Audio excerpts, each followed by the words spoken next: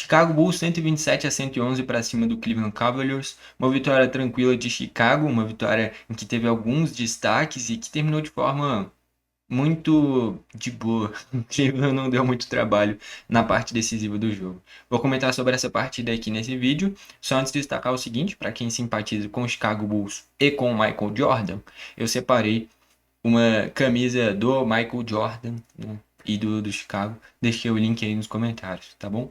Vamos começar olhando o lado do Chicago Bulls, que venceu jogando em casa e precisava dessa vitória.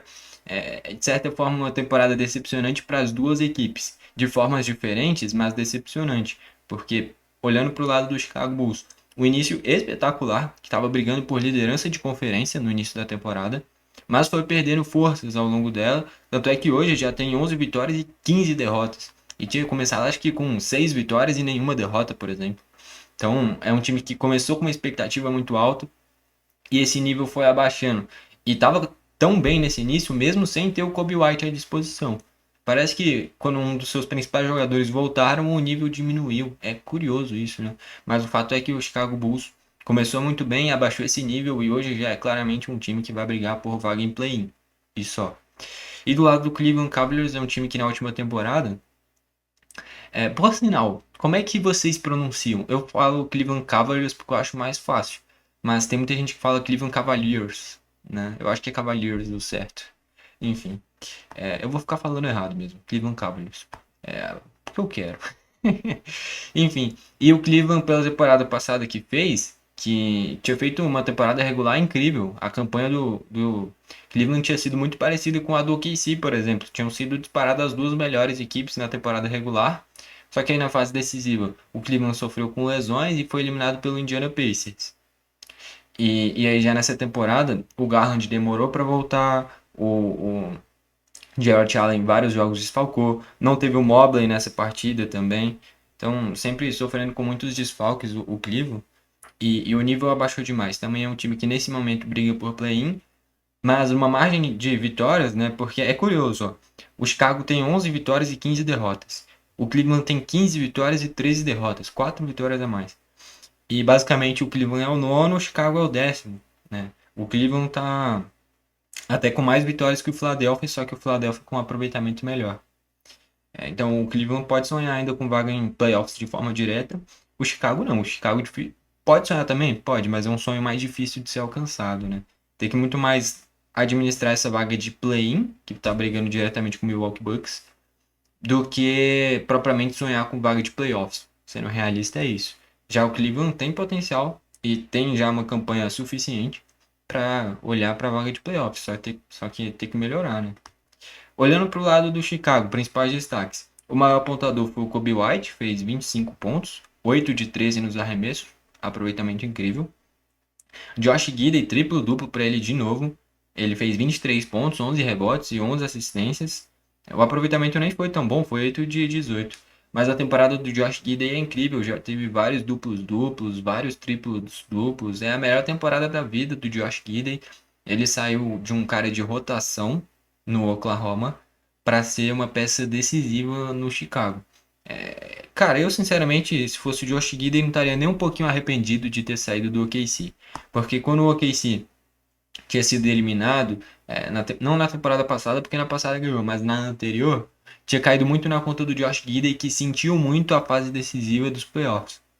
E, sinceramente, eu prefiro ser o melhor jogador de um time mais fraco do que só mais um de um time muito forte. Então, na minha visão, o Josh Giddey está corretíssimo. Entre ser um cara de rotação do OKC, multicampeão, e ser o principal jogador ou um dos principais do Chicago Bulls, hoje um time de meio de tabela, play-in, eu prefiro ser esse melhor jogador. Dane-se, eu tô pensando em mim. Enfim, nesse sentido, o Josh Giddey fez muito certo, tanto é que ele elevou demais o nível dele. E hoje, na minha visão, é o principal jogador desse time. Pode não ser o maior pontuador, mas o cara que faz esse time acontecer é o Josh Giddey. Enfim. Depois dele, o Vucevic com 20 pontos, além de 9 rebotes. Jogando 28 minutos, fez uma boa atuação. Aí, fechando os titulares, Isaac Okoro fez 12 pontos. Ele que é ex-Cleveland, né? E o Matas Buzelis fez 9 pontinhos também. De destaque dos bancários, vários caras vieram bem. Então, ó, o Kevin Werther fez 11 pontinhos. O Zach Collins fez 10 pontinhos. Kevin Huerter aí, Sacramento, né? O Zach Collins já jogou no Spurs. E o Trey Jones fechou essa formação inicial com 11... Inicial não, essa formação dos bancários. Com 11 pontos e 11 assistências em 24 minutos. Duplo incrível, 24 minutos sendo bancário, 11 pontos, 11 assistências. Muito bem. O Jalen Smith também foi bem, ele pegou 7 rebotes, né, jogando 15 minutos. Os bancários, no geral, do Chicago Bulls foram bem.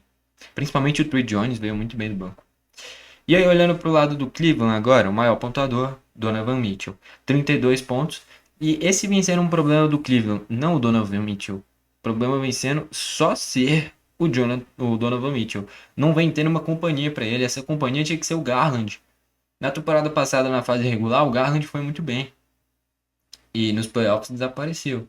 E aí agora, desde o início, ele já desapareceu. O Cleveland precisa confiar, precisa poder confiar muito mais nesse segundo jogador principal. O nome do time sempre vai ser o Donovan Mitchell enquanto ele estiver no Cleveland. Agora, esse segundo nome tem que chegar em um nível mais próximo dele. O Donovan Mitchell fez mais do que o dobro de pontos do que o Garland. Não dá, né? Não dá pro Donovan Mitchell carregar esse time sozinho. Tanto é que esses dias o Cleveland perdeu em casa pro Charlotte Hornets. Para um time, e não é nada contra o Charlotte. Tanto é que o Conk tá jogando demais. Essa formação inicial do Charlotte é boa. Pô, Conk Lamelo Ball, Brandon Miller. Tem caras bons ali. Aquele pivô novato, o Kalk Burner, também é bom jogador. O Diabate pega muito rebote. Não é um time tão ruim como já foi em temporadas passadas do Charlotte, não. Mas para perder em casa, um time que pode sonhar com mais coisa como é o Cleveland, não dá, né? Sofreu contra o Washington Wizards recentemente, agora toma uma lapada de 16 pontos de margem para um Chicago Bulls em má fase. Então é um Cleveland que desandou, cara. Tem que repensar bastante coisa nesse time.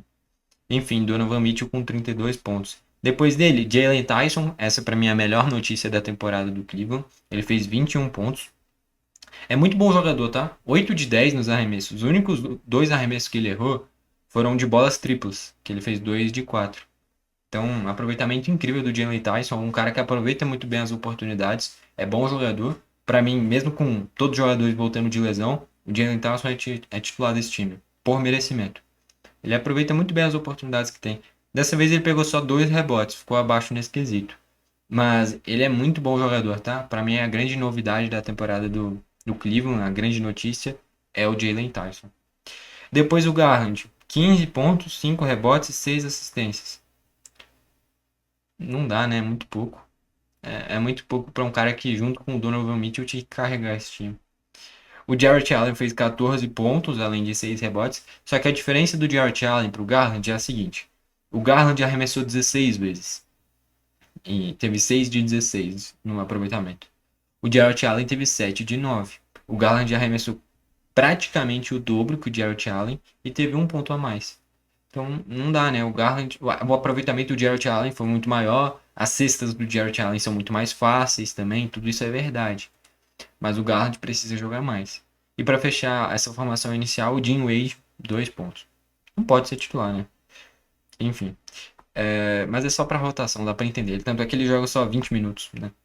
E aí dos bancários, DeAndre Hunter, 12 pontinhos, ele é muito importante nesse time, porque o Garland não aparece, o DeAndre Hunter tem que ser o bancário que vem e muda o jogo. No Atlanta Hawks ele era um dos melhores bancários da liga, teve a troca envolvendo o Niang e o Caris LeVert, e o DeAndre Hunter foi para esse time do Cleveland, se tornou já um dos principais jogadores desse time. Mas a média de pontos dele não tá alto, tá sempre ficando em 10 pontos. Ele poderia facilmente ficar na média ali de 20 pontos. Tem basquete pra isso, é muito bom arremessador. Enfim, de destaque, cara, dá pra falar também o Thomas Bryant com 7 pontos e 6 rebotes.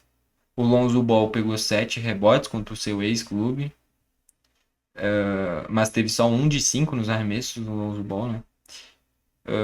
O Craig Potter Jr., 4 pontos, 4 assistências. E é isso, no geral é o time do Cleveland, que é o Garland, cara. Sinceramente, o Garland precisa melhorar. É para ele ser esse cara que ajuda bastante o Donovan Mitchell e ele não vem fazendo isso. Ou ele tá machucado ou ele tá jogando mal. E isso não é o suficiente. Então, o Cleveland precisa dar um jeito de potencializar mais o Garland precisa melhorar.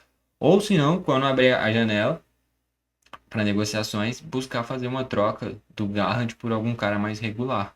Porque não dá para o Garland fazer a cada 5 jogos um jogo bom e o Donovan Mitchell todo jogo passar dos 30 pontos e o time não ajudar ele. Enfim, é um Cleveland que piorou demais da temporada passada para cá. Faz uma temporada ruim pelo que poderia fazer. E já o Chicago começou muito bem, iludiu seus torcedores e voltou ao normal do que vem sendo nas últimas temporadas. Então, pelo que mostrou no início da temporada, dá para dizer que o Chicago poderia estar fazendo coisa melhor. Mas é porque começou muito melhor do que se esperava. O Cleveland não, é a temporada num geral abaixo do que podia fazer. Enfim, no final das contas, vitória tranquila do Chicago Bulls. Bom, foi esse o vídeo, valeu e falou!